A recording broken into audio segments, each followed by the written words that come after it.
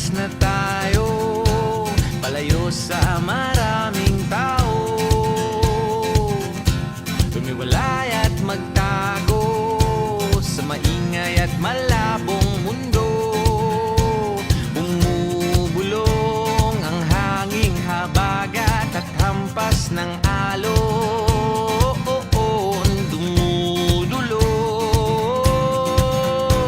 at niyayakag na tayo ng karagatan.